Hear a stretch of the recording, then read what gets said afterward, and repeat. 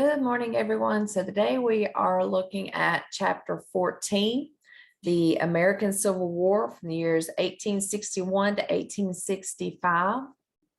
Start off the different sections for this chapter is the War Brothers, War in the East, War in the West on the home front, and then Road to Appomattox, looking at the end of the war.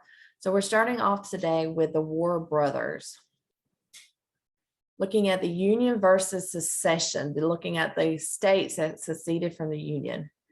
Many Southern leaders asserted the constitutional right of secession based on state sovereignty, meaning that the states voluntarily joined the Union, so they should be able to voluntarily leave the Union if they wanted to. According to the states' rights view, again, like I said, each state was largely an independent entity joined in a voluntary compact of union. Many Northern leaders insisted that secession was unconstitutional. They said that the states did not have a right to dissolve the Union. They believed that when the states ratified the Constitution, they were surrendering our state sovereignty. So we're looking at the different causes of the war. One of the causes is economics. The foundation of Northern economy was industry and manufacturing, where the foundation of the Southern economy was agriculture, especially cotton production. You had two completely separate parts of the country here, and they both relied on different things. The Northern economy, they relied on these high protective tariffs that would prevent foreign industry from being able to come in and hurt the home industries. Whereas the South depended on those foreign industries because they didn't have industries in the South themselves. They were mainly an agricultural community. There's very few factories in the South. One overlooked contributing factor to the war was the tariff. As we talked about, the protective tariff.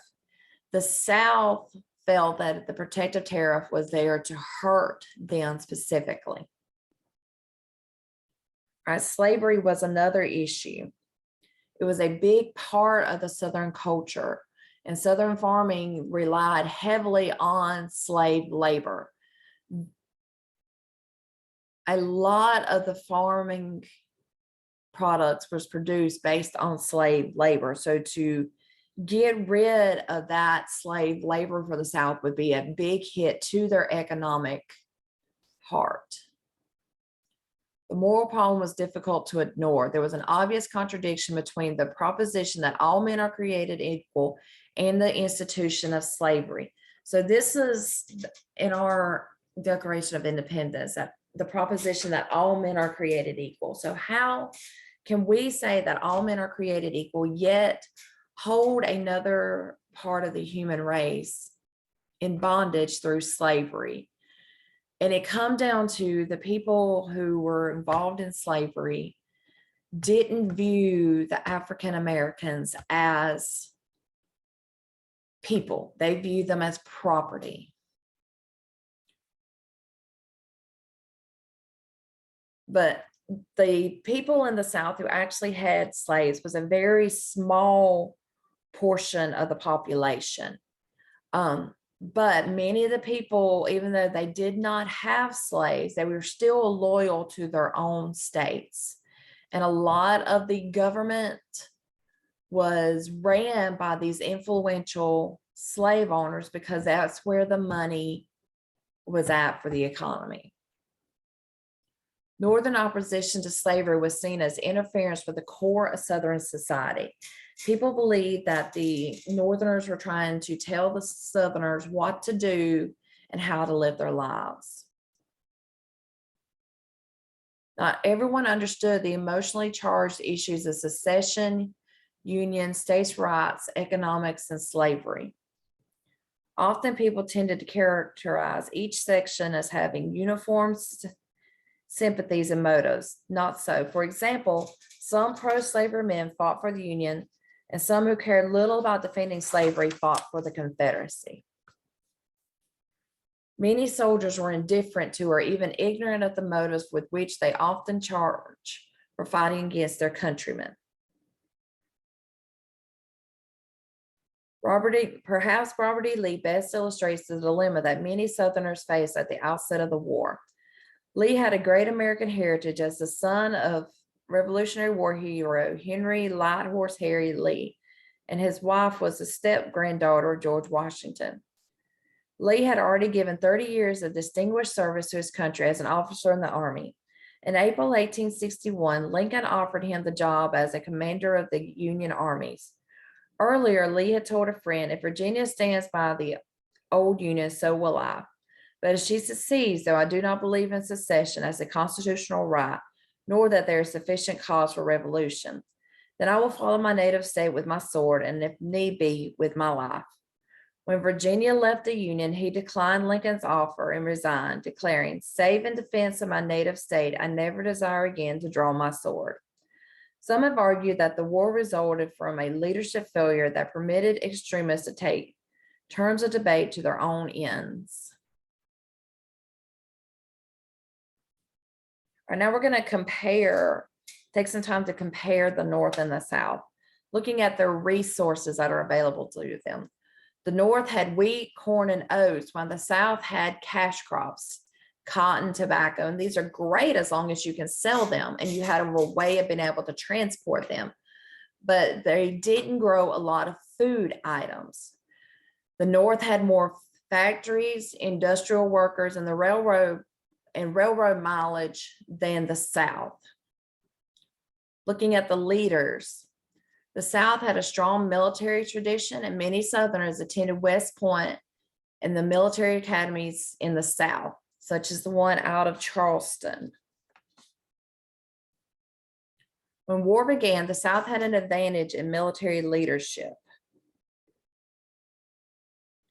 Many of the South's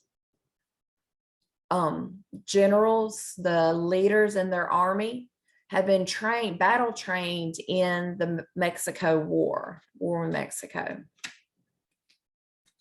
All right, the different strategies.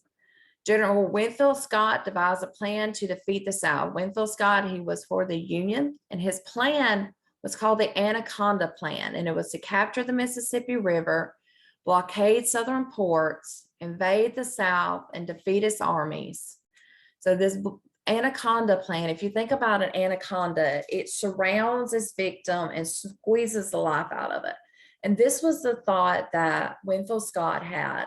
If you go up the Mississippi River, block the ports, and then invade from the South, you're basically going to close in the South and squeeze the life out of it. The Northern press mockingly called Scott's scheme the Anaconda Plan after a large South American snake that slowly crushes its prey within its coils. The Confederate strategy was simple: just defend its country. Simply just to outlast the enemy's will to fight. They didn't want to attack. They didn't want to invade. They just wanted to defend what they had.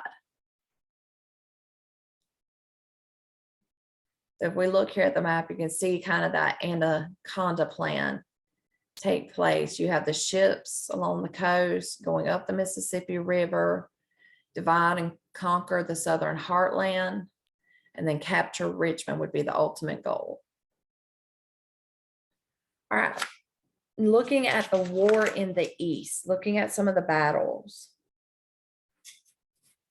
The Confederate government moved from Montgomery, Alabama to Richmond, Virginia. So you need to know where the Confederate government capital was. The Confederate capital was at Richmond, Virginia.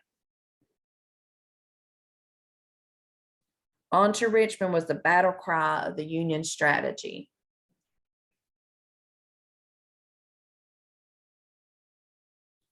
So one of the first battles we're going to look at is the First Battle of Bull Run in July of 1861. Union General Irvin McDowell attacked Confederate General Beauregard at Bull Run. Now it's interesting to note that depending on which side you were on, you had different names for the battles.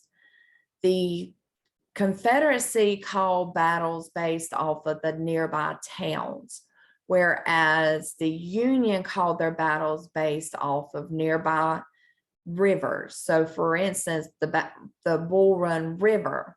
So the first battle of Bull Run, whereas the South calls it the first battle of Manassas. The town nearby was called Manassas Junction. So we're looking at the first battle of Bull Run or the first battle of Manassas. The Union usually named battles after natural features in the area, whereas the Confederates tended to name the battles after the nearest town or man-made landmark. People picnicked nearby to watch this battle because it was a common thought among the Northerners that they would be able to whip the Southerners with one big battle and everybody be able to go home and it's fine. So these people from the North came down and picnicked out to be able to watch this battle.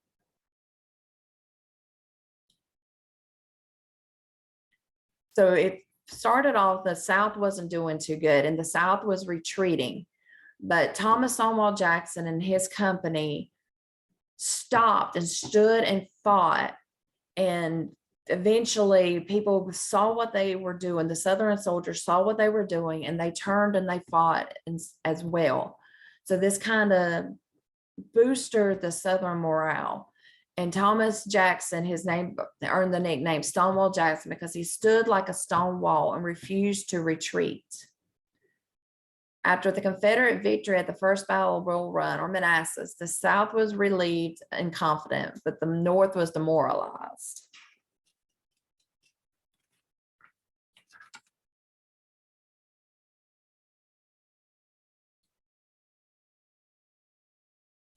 The next day, Lincoln replaced McDowell with General George B. McClellan. The most significant result was that both sides were beginning to realize the war would not be over quickly. Members of Congress, some of whom had attended the Sunday afternoon picnic near Bull Run, voted for 500,000 more troops for a 3-year enlistment. The season for summer soldiers had passed.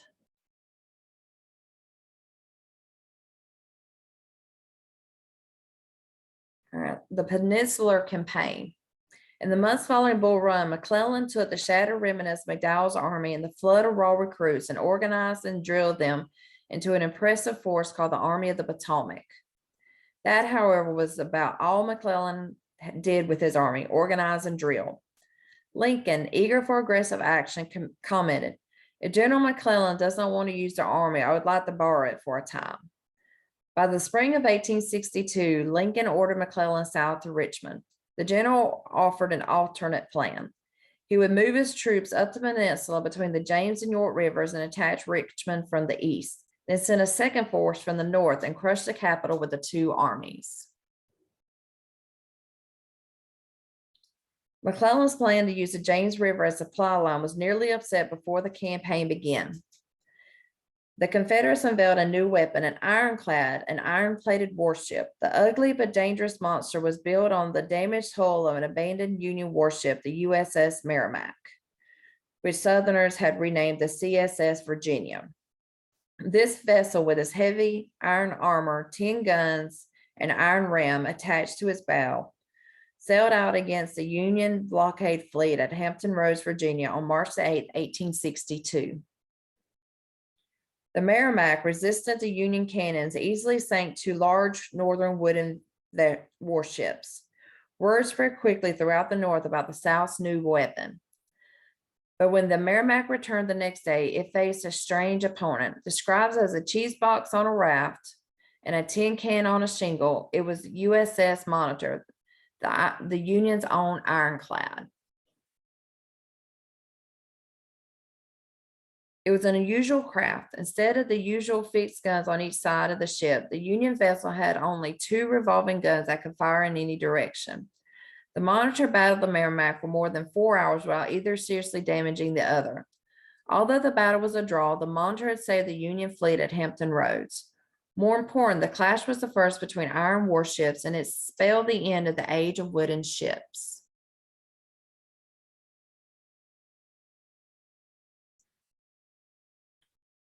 During the Valley Campaign, Stonewall Jackson ranged up and down Virginia's Shenandoah Valley, defeating two separate armies. Because remember, McClellan's plan was to split the armies up.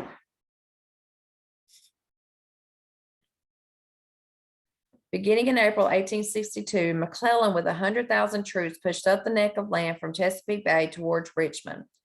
The outnumbered Army of Northern Virginia under General Joseph E. Johnston delayed the Union advance, grudgingly giving ground to the overly cautious McClellan.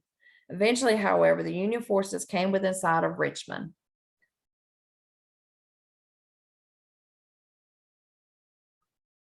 Confederate General Johnston stopped McClellan outside of Richmond. After Johnston was injured, he was replaced by Robert E. Lee. Lee seized the initiative, launching what would be known as the 7 Days Battle. McClellan, having been outwitted by Lee, McClellan abandoned the peninsula and returned to Washington, D.C., where he planned to join General John Pope for a new drive on Richmond. Lee, however, had no intention of waiting to be attacked. And that set the stage for the Second Battle of Bull Run.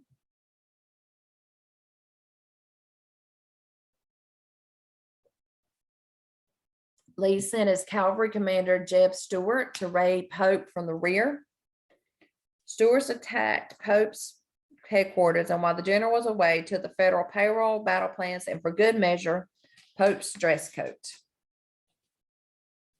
Always liked Jeb Stuart. He seems to do things with a flair.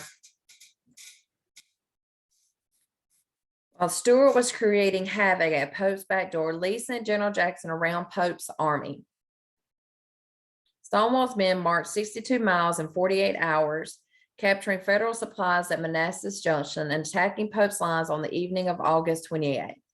Just as Pope was preparing to attack Jackson the next day, the remainder of Lee's army arrived. On the second day of the battle, Southern defenders cut down brave federal assaults with devastating effect. With a piercing rebel yell, the Confederate counterattack, seeming to one retreating Federal like demons emerging from the earth, the Second Battle of Bull Run sent Pope's army reeling back to Washington. Remarkably, after only 2 months, Lee had cleared practically all of Virginia of Federal forces. Clara Barton was one of the most famous American nurses. In 1869, Barton went to Europe, where she became associated with the International Red Cross, which was founded in 1864. She returned to the U.S. and helped form the American National Red Cross. She was called the Angel of the Battlefield. At the Battle of Antietam in September of 1862, after his victory at Bull Run, Lee decided to take the war into enemy territory. In September, he crossed the Potomac River into Maryland, hoping to disrupt transportation and communication systems to Washington. On September 13th, a Union private found 3 cigars wrapped in papers. These were Lee's orders to one of his generals, orders that revealed Lee's battle plan. When McClellan was shown the orders, he was overcome with delight. He weighed them and boasted, "Here is a paper with which, if I cannot whip Bobby, Robert E. Lee, I will be willing to go home." Lee learned that McClellan had his battle plan and knew his positions. He quickly gathered his army, a force of about 30,000, and set up a defensive line at Antietam Creek near Sharpsburg, Maryland, where they awaited the onslaught of McClellan's 87,000 troops. The resulting battle on September the 17th was the bloodiest one-day battle in American history. 24,000 men had been killed or wounded. Lee slipped his battered army back across the Potomac into Virginia. Antietam was technically a Union victory because the Confederates had withdrawn. In reality, however, the battle was a draw. Even so, Lincoln used news of this battle to announce the Emancipation Proclamation.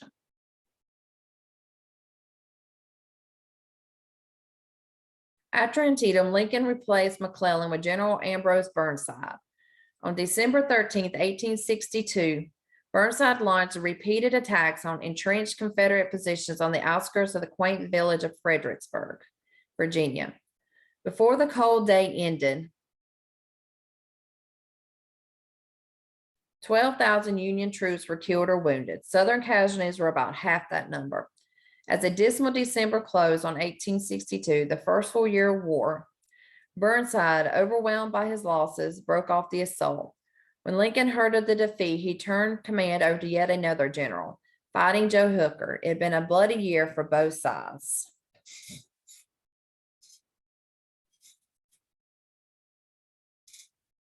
Then the Battle of Chancellorsville in May of 1863.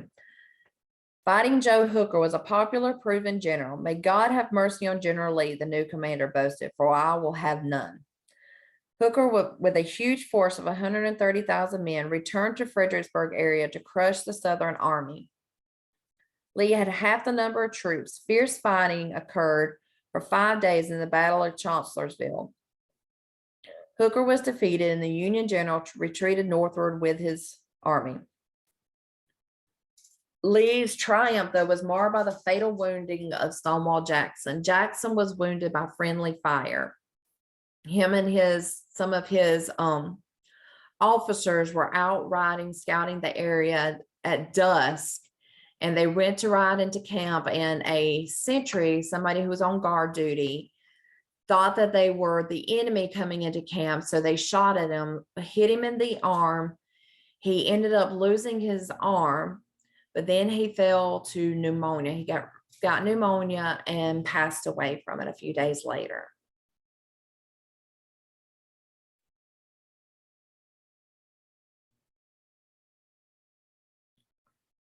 All right, so looking at the importance of the Confederate victories, it frustrated the Union Army aim of capturing Richmond. It raised morale of the South and lowered that of the North. Increased the likelihood that a European power would support the Confederacy. All right, then looking at Gettysburg.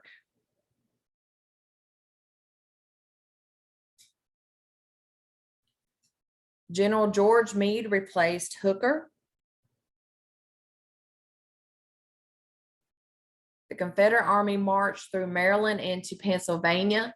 It is believed that the Confederate Army needed shoes, and Lee knew of a supply of shoes in Gettysburg. So his plan was to march to Gettysburg to get these shoes for his army. But also his army was hungry, and they could forage on the fields as they went through Pennsylvania to Gettysburg. So the two armies clashed at Gettysburg, Pennsylvania. On July 1st, the advancing Confederate Army drove the Federals back. The Union Army entrenched on high ground south of Gettysburg. The next day, Lee, who by then had almost his whole army in place, renewed the assault on Meade's position, but Union reinforcements held their line. On July 3rd, Lee made one final attempt to dislodge Meade's army by ordering an assault on the center of the Union positions along Cemetery Ridge. Fresh troops, mostly veteran Virginians, under the command of General George Pickett, formed a line nearly a mile long and marched into the face of a murderous artillery fire. Those who survived Pickett's charge and reached Union lines engaged in fierce hand-to-hand combat. Fighting on three sides with no reinforcements, Pickett's men were quickly overwhelmed. About 6,750 men of the 12,500 who made the charge were either killed, wounded, or captured.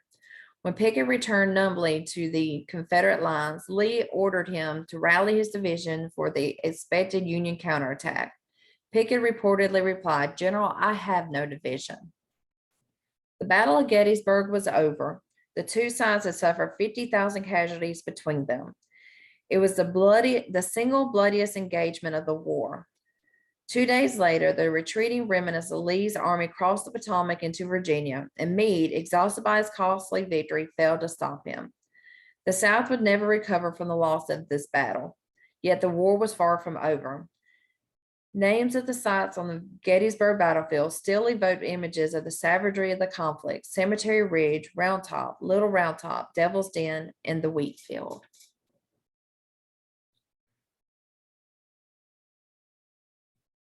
With the human wreckage of war strewn across the Pennsylvania countryside, 17 acres of the hotly contested ground was set aside to bury the men who had fallen there. 4 months after the battle, the cemetery was dedicated. More than 15,000 spectators, including several governors, were present. The first speaker, noted orator Edward Everett, spoke for 2 hours. Lincoln then spoke 10 eloquent sentences, his Gettysburg address. He noted the common courage and sacrifice of the soldiers. Everett later wrote to Lincoln, "I should be glad if I could flatter myself that I come as near to the central idea of the occasion in 2 hours as you did in 2 minutes."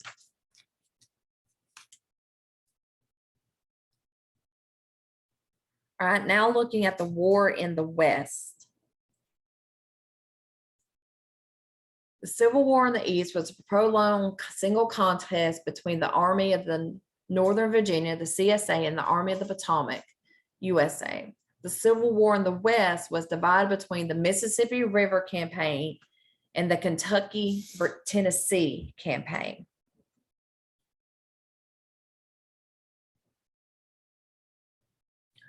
One of the most important goals of Winfield Scott's Anaconda Plan was to capture the Mississippi River. It was called the spinal column of the nation, meaning this was our backbone. The Mississippi River was where our trade happened, is how supplies could go up and down our country, is what kept us afloat. So it was only natural that the Union would want to capture this river. Control of the Mississippi was crucial to both sides. If the North captured the Mississippi River, it would divide the Confederacy in two. It would block off Texas from being able to get to the rest of the Confederacy. One major Union advantage was its river fleet of gunboats. This ugly, ungainly, ironclad warships were nicknamed turtles for their appearance and slow speed. They were the most powerful force on the Western River. Another Union general in the West was another Union advantage in the West was the presence of one of the North's finest generals, Ulysses S. Grant. The Union High Command knew that a frontal attack on heavily fortified Columbus, Kentucky would be foolhardy. Therefore, Grant was ordered to take his troops and the gunboat fleet and capture 2 important forts behind Columbus in northwest Tennessee: Fort Henry on the Tennessee River and Fort Donelson on the Cumberland River. Grant easily captured the poorly designed Fort Henry on February 6, 1862. Capturing Fort Donelson, only 12 miles to the east, was far more difficult. This fort was well designed and garrisoned with some 20,000 Confederate troops. The winter fighting for the fort was hard and bitter, and Grant's men outside the fort suffered terribly. Finally, on February 16th, the Confederate commander sent a message asking for terms of surrender. Grant replied, "No terms except unconditional and immediate surrender can be accepted." The fort fell, and a jubilant Northern public, playing on the general's initials, honored its new hero with the nickname Unconditional Surrender Grant. With Henry and Donelson in Union hands, the Confederates abandoned Columbus. Then Nashville, Tennessee fell to the Union, opening the state to Union advances. Shiloh, in April 1862. Grant's popularity lasted only until his next battle. As the Union Army moved south along the Tennessee River, Confederate Commander General Albert Sidney Johnston decided to strike the enemy a sudden blow. On the morning of April 6, 1862, Johnston's 40,000 soldiers surprised a Union force of about equal size near abandoned Methodist church called Shiloh. After intense fighting, the disorganized Union forces fell back towards the Tennessee River. As darkness fell, the Union Army was barely holding its position. During the night, however, Northern reinforcements arrived. The Confederates had taken heavy losses, including General Johnston, who had suffered a leg wound and bled to death before he realized how serious the wound was. At dawn on April 7th, Grant counterattacked and drove the Confederates back. The Battle of Shiloh was a Union victory, but it was a costly one. Each side suffered more than 10,000 men killed and wounded. Angry newspapers and politicians called for Grant's dismissal. Even Lincoln's own cabinet wanted Grant to be dismissed. But Lincoln refused, saying, "I cannot spare this man. He fights." On April 1862 also brought some good news to the Union. Late in that month, Union Naval Commander David Farragut led the fleet up the Mississippi from the Gulf of Mexico and captured New Orleans, the South's largest city and most important seaport. One major obstacle remained for Union control of the river, the city of Vicksburg, Mississippi.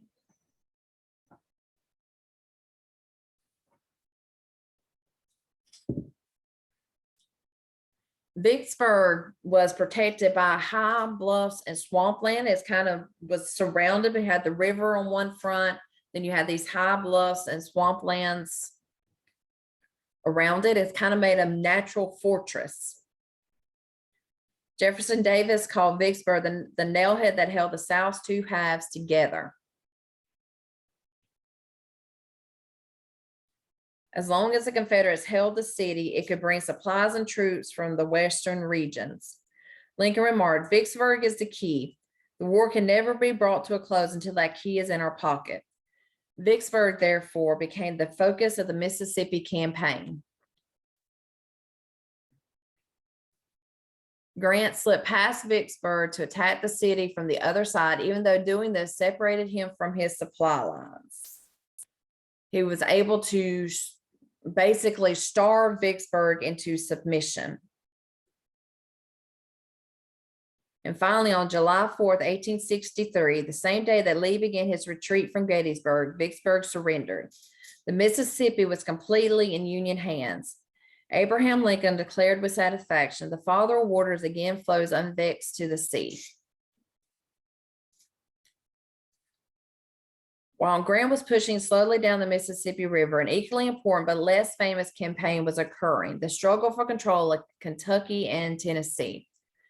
Kentucky was one of the most divided border states. When the war began, for example, the governor was pro-Confederate and the state legislator was pro-Union.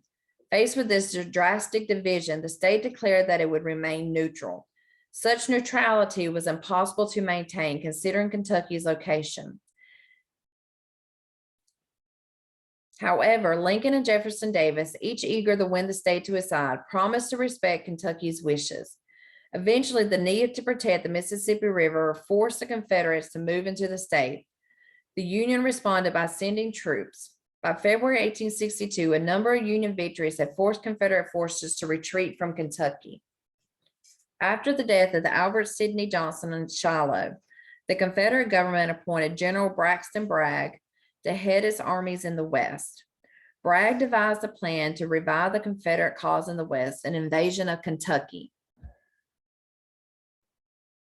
Such a campaign, Bragg thought, would raise new troops from among the pro-Confederate citizens of Kentucky and might even bring the state into the Confederacy.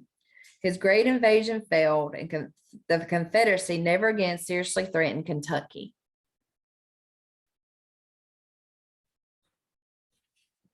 Chickamauga in September 1863. In 1863, Union forces moved across Tennessee. In the summer, they steadily pushed back the outnumbered Confederates through Chattanooga and into northern Georgia. General William Rosecrans, the Union commander, pushed his men on for what he thought would be the final blow against General Bragg's army. Bragg counterattacked near the banks of a creek named Chickamauga, Cherokee for River of Death. In 2 days, the Confederates shattered the Union forces. Complete disaster for the Union was avoided only through the courage of General George Thomas. He calmly held his troops on the field to protect the retreating forces and then slowly withdrew.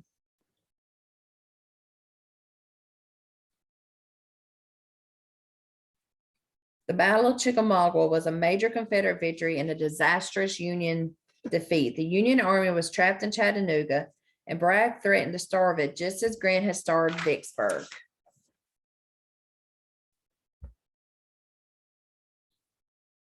Rosecrans' disastrous defeat forced the Lincoln administration to make changes. General George Thomas replaced Rosecrans as commander of the forces in Chattanooga. Meanwhile, Lincoln rewarded Grant by making him chief of all Union forces in the West. Grant and part of his troops left the Mississippi region for Chattanooga.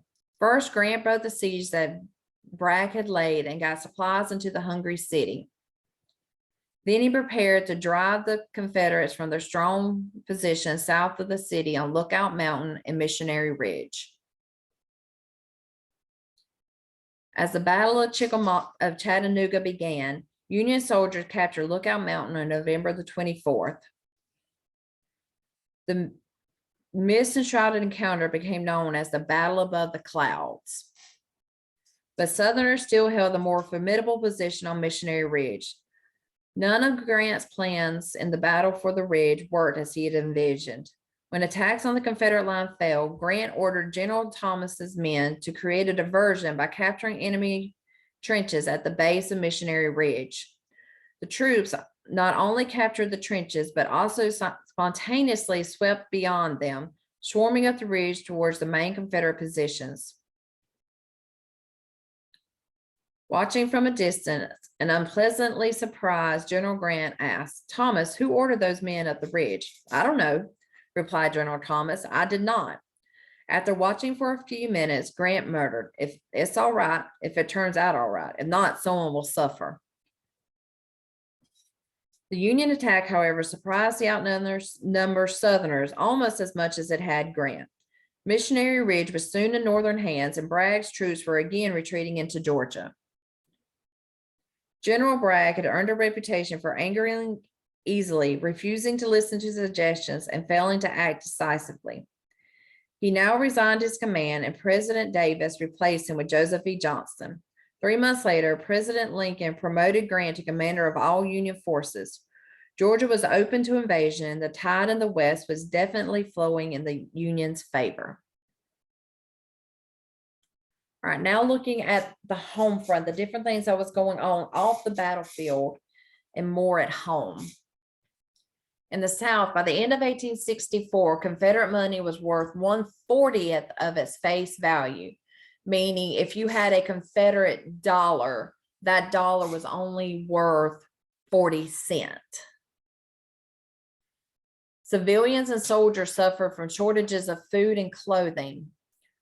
Blockade runners brought supplies into Southern ports, but a lot of times these blockade runners would bring in things that weren't necessarily beneficial for the people. They wouldn't bring in military supplies. They wouldn't bring in food that was needed for the common person. They would bring in silks and chocolates and hats and things like that for the more elite upper class who could pay for these things. The effectiveness of the Union blockade increased.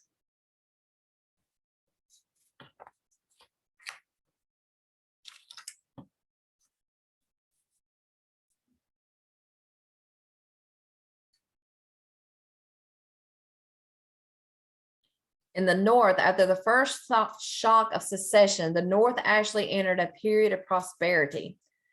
So as the South seemed to be kind of declining, the North actually had a period of prosperity. At the close of the war, an increasingly prosperous North stood in marked contrast to a devastated and war-torn South. Filling the ranks, first the Confederacy and then the Union adopted conscription or drafting, which means you made the men become a part of military service. Anyone drafted could avoid serving by hiring a substitute or paying an exemption fee. Such provisions led to murderings that it was a rich man's war and a poor man's fight, meaning the rich men were doing all the arguing and wanted the war, but they could buy their way out. So it became the poor man's war fight. Although a few Southerners resisted the draft with violence, the North faced scenes of violent resistance. The most vicious example was the New York draft riot in July of 1863. Black people provided a valuable pool of recruits for the work needed to conduct war. It wasn't until after the Emancipation Proclamation that the Union Army allowed Black people to become part of the Army as for actual fighting. Before this, they were used, but they were used more for non-military roles such as wagon drivers, and in the construction of fortifications.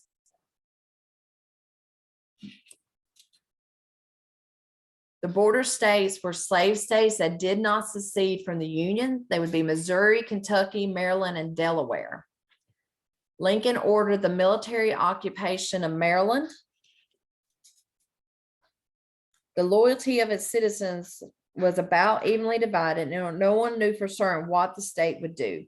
If Maryland seceded, however, Washington, D.C. would be left rather uncomfortably within the Confederacy. When Virginia seceded from the Union, citizens in the mountainous western portion of the state refused to follow.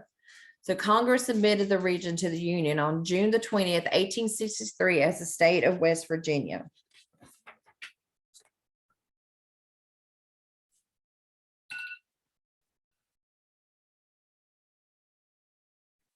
East Tennessee also tried to form its own state, but it was occupied by Confederate troops before it was successful.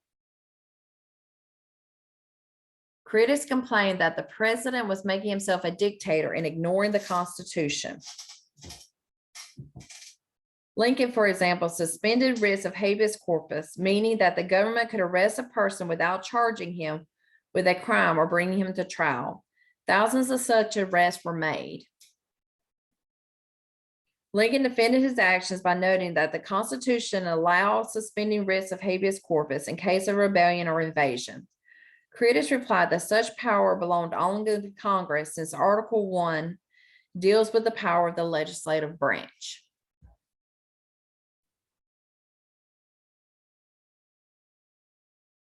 Like all wartime leaders, Lincoln faced the challenge of balancing the desire to win the war with protection of citizens' rights. As the war progressed, the Union government felt more secure. Such conflicts became less common. In March of 1863, to eliminate questions of constitutionality, Congress officially gave the president the power he had been exercising. One reason for Lincoln's actions were fear of Southern sympathizers in the North. Such men were called copperheads, after the poisonous snakes of that name. In the border states in the southern part of Illinois, Indiana, and Ohio, Copperhead sentiment was strong. In reality, the Copperheads may not have been as numerous as the administration feared, and many of them were interested in securing peace rather than directly helping the Southern cause. Their presence, however, was a constant worry for the Lincoln administration.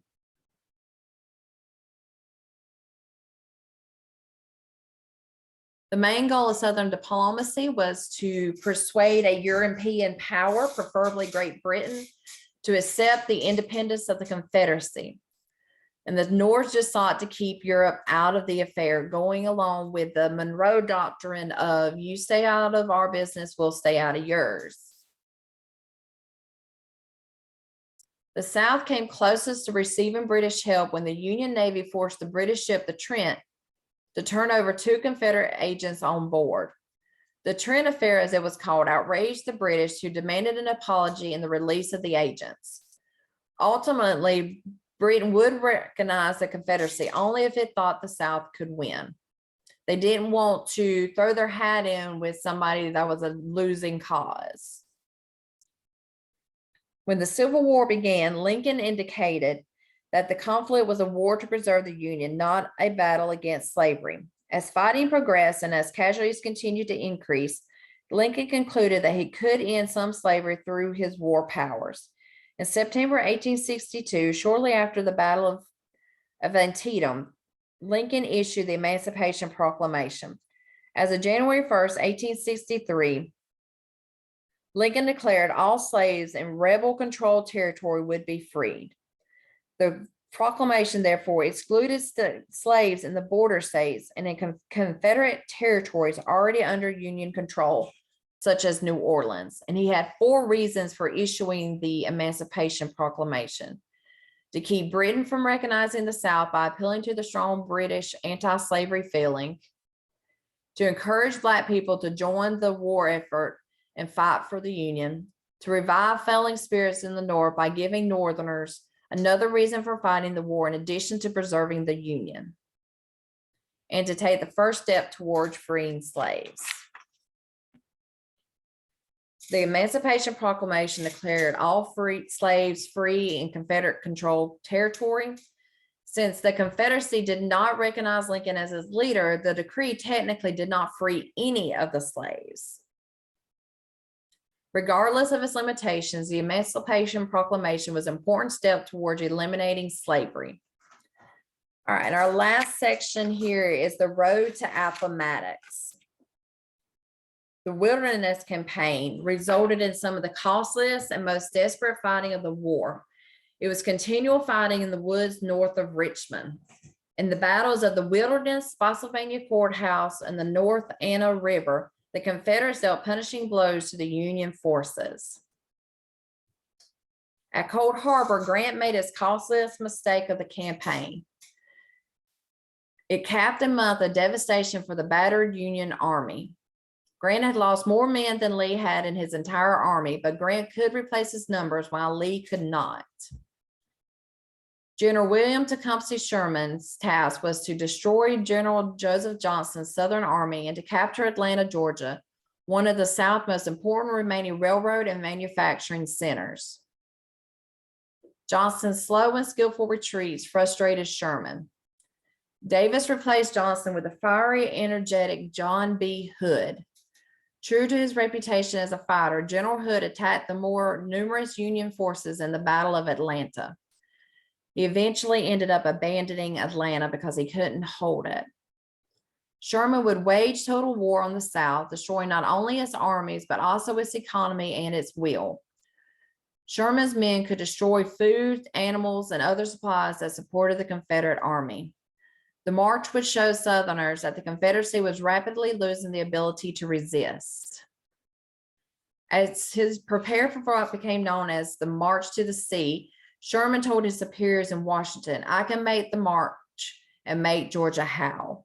He left the trail of the destruction 50 to 60 miles wide from Atlanta to Savannah.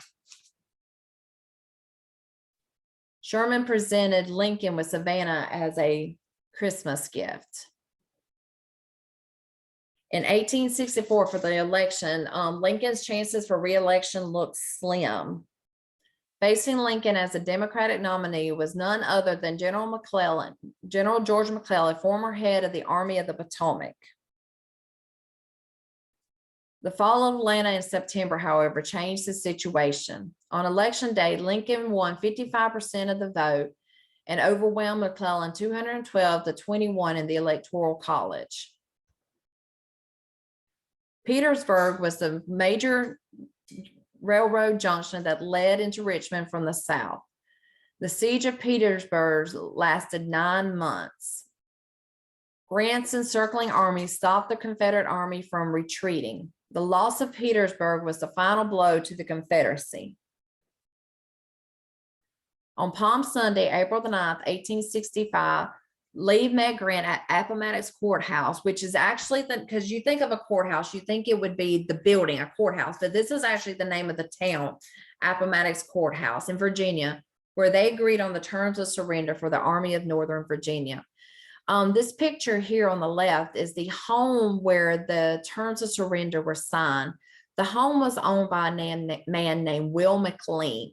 And it's interesting because he moved his family here to get away from the war. He moved them here from Manassas. His plantation that he owned in Manassas was where the fighting occurred at the first Battle of Bull Run and at the second Battle of Bull Run. So it's interesting. People said that the war began and ended in Will McLean's home. Grant's generous terms, basically that the Confederates would lay down their weapons and go home, gave Lee the opportunity to surrender with honor. over 600,000 men died. The Union lost more men than the South. Personal property was destroyed. Distrust and hatred occurred between the North and the South. And an actor named John Wilkes Booth shot Lincoln in Ford's Theater in Washington, D.C., and Lincoln died hours later.